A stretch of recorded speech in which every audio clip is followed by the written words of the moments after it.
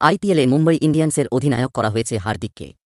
Gujarat Titans থেকে তাঁকে দলে এনে অধিনায়ক করা হল। 5 বারের আইপিএল জয়ী রোহিত শর্মা খেলবেন ব্যাটার হিসাবে। ভারতীয় দলের নেতাকে এইভাবে সরিয়ে কেন হার্দিককে অধিনায়ক করা হল, এতদিন পর জানালেন মুম্বই ইন্ডিয়ান্সের প্রধান কোচ মার্ক বাউচার। আসন্ন আইপিএলে হার্দিককে অধিনায়ক করার প্রসঙ্গে বাউচার বলেন, এটা একেবারেই ক্রিকেটীয় সিদ্ধান্ত। আমরা হার্দিককে ফিরিয়ে আনতে চেয়েছিলাম। এটা আমার কাছে একটা পরিবর্তনের সময়। কিন্তু ভারতে এটা সকলে বোঝে না। এখানে একটা আবেগ কাজ করে। আমি চেষ্টা করব রোহিতের থেকে ব্যাটার হিসাবে সেরাটা বার করে আনতে।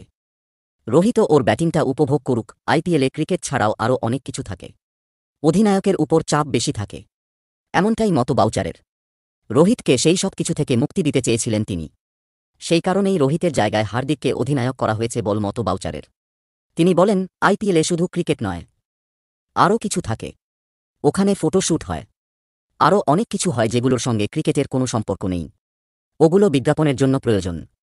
সেখানে অধিনায়ককে থাকতে হয়। রোহিত সম্পর্কে বাউচার বলেন, রোহিত খুব ভালো মানুষ।